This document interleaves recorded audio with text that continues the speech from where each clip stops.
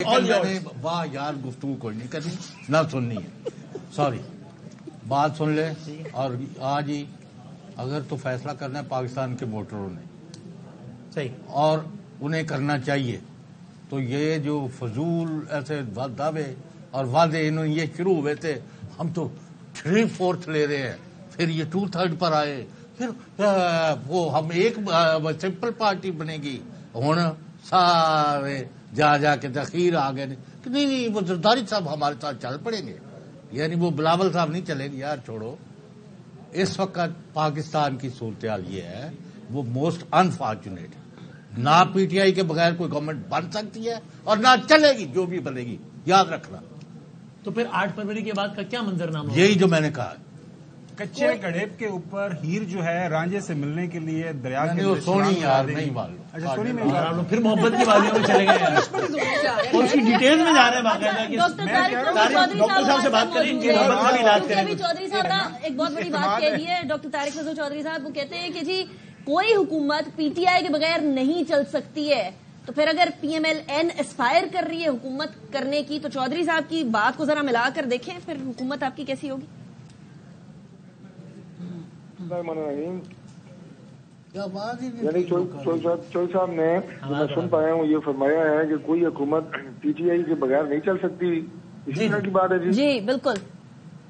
میں آپ کو یہ بتاؤں جی کہ کوئی بھی حکومت اس وقت پی ٹی آئی کے ساتھ نہیں چل سکتی. نہ پی ٹی آئی چل سکتی ہے، نہ اس کی حکومت چل سکتی ہے. چوئی صاحب کے لیے عرض ہے، اسفندیار ولی خان صاحب کا ایک واقعہ آپ کو سنا دیتا ہوں. انہوں نے فرمایا تھا کہ پرانے زمانوں کی بات ہے، ہمارے ایریے میں ایک شخص گدھے پہ دونوں سائڈوں پہ کانچ کی چوڑیاں بیچنے آیا. تو ہمارے علاقے میں ایک پٹھان نے موٹا سا ڈنڈا گدھے کے ایک طرف مارا اور اسے پوچھا کہ اس گدھے پہ کیا ہے. تو گدھے والے نے جواب دیا کہ اسی طرح کا ایک ڈنڈا گدھے کے دوسری طرف مار دو، پھر کچھ بھی نہیں ہے. تو عمران خان صاحب ایک ڈنڈا تو مار چکے ہیں، ایک دور تو ان کا ہم نے برداشت کر لیا ہے، دوسرے دور کا پاکستان متحمل نہیں ہو سکتا. نہ ہم اس نفرت اور شرانگیزی کی سیاست کے متحمل ہو سکتے ہیں، نہ اس تفریق اور اس معاشرے میں سیاست میں اس بگاڑ اور جو نفرت کا بارود بھرا گیا خاص طور پر نوجوانوں کے ذہن میں، اور ملک معاشی طور پہ جس طرح وہ دیوالیہ پن کے قریب لے گئے. پاکستان اللہ معاف کرے، وہ پی ٹی آئی کی اس کو ہوا بھی اگر لگی اگر وہ برداشت نہیں کر سکتا. نہ ہمارا معاشرہ برداشت کر سکتا ہے، نہ یہ ملک برداشت کر سکتا ہے. ملک نے آگے بڑھنا ہے اور ملک آگے بڑھے گا ایک دوسرے کے وجود کو، ایک دوسرے کے نظریات کو برداشت کر کے، تسلیم کر کے، کسی کو ڈیزل کہہ کے، کسی کو فلاں گالیاں دے کے. تو پرائم منسٹر لیول کا بندہ اگر یہ کام شروع کر دے، اس ملک اور اس معاشرے کے وہ کوئی قائم رکھ سکتا ہے یا وہ ملک اور معاشرہ کوئی امن سے رہ سکتا ہے؟ تو ابھی چودھری صاحب یہ الیکشن کا ماحول ہے، انتخابی مہم بس آخری مرحلے میں بالکل داخل ہو گئی ہے، تو آپ کے ہر سیاسی مخالف کو بھی ویسا ہی کھیلنے کا موقع ہے جیسا کہ آپ کو ہے؟ آپ کہتے ہیں نا ایک دوسرے کے وجود کو برداشت کرنا چاہیے. بالکل کرنا چاہیے جی. مجھ سے پاکستان تحریک انصاف کے ایک آنریبل ممبر میرے ساتھ ایک ٹی وی پروگرام میں تھے، انہوں نے کہا لیول پلینگ فیلڈ نہیں ہے. میں نے کہا جتنی 2018 میں آپ نے باقی لوگوں کو دی تھی اتنی آپ کو مل جائے تو آپ راضی ہو جائیں گے. سر ویسے یہ سارے ڈرامے ہیں، بہانے ہیں. چودھری صاحب بات میں مکمل کر لوں. میاں صاحب اور مریم بی بی سلاخوں کے پیچھے تھے، مگر آپ سب تو کھلی کیمپیننگ کر رہے تھے، آپ سب تو آزاد تھے. سر آج ادھر کارنر میٹنگ ہو، کیمپس ہوں، ریلی نہیں نکالنے دی جا رہی. میں آج دیکھ رہی تھی وہ آپ کا شریار ریاض ہیں، وہ پنڈی میں وہ نہیں نکال سک رہے، دو نے نکالنے کی کوشش کی، ان پہ دھاوا بول دیا گیا.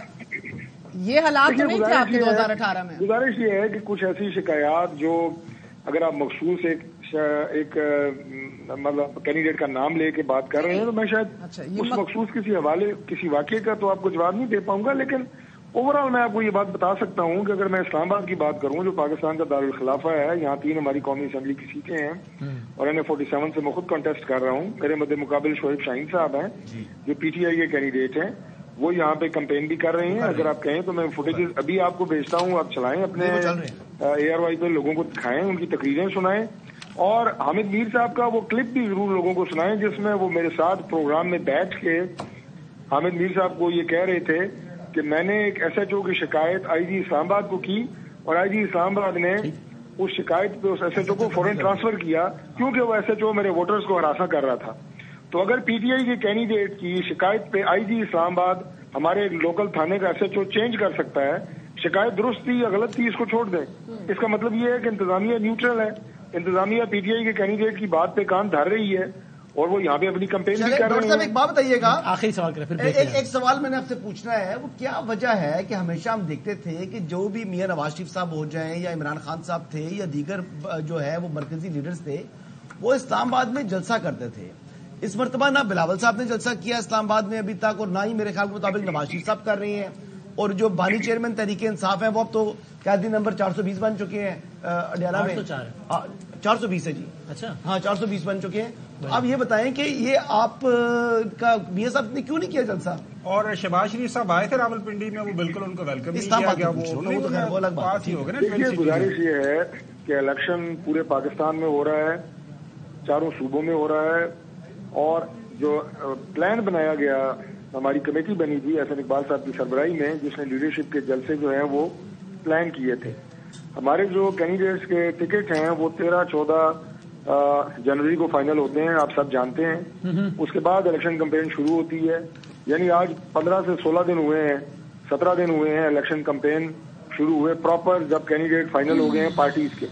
लिहाजा लीडरशिप के लिए मुमकिन नहीं है कि वो हर जिले में जाके जलसे करे। किसी जगह के ऊपर शहबाज साहब गए, बड़े मियां साहब गए। सर जी इस्लामाबाद मरकज है ना, आप मरकज की जमात है ना, या आप सूबे की जमात है? इसके बाद ब्रेक की तरफ जाना है हम लोगों ने, जवाब तो दे दे।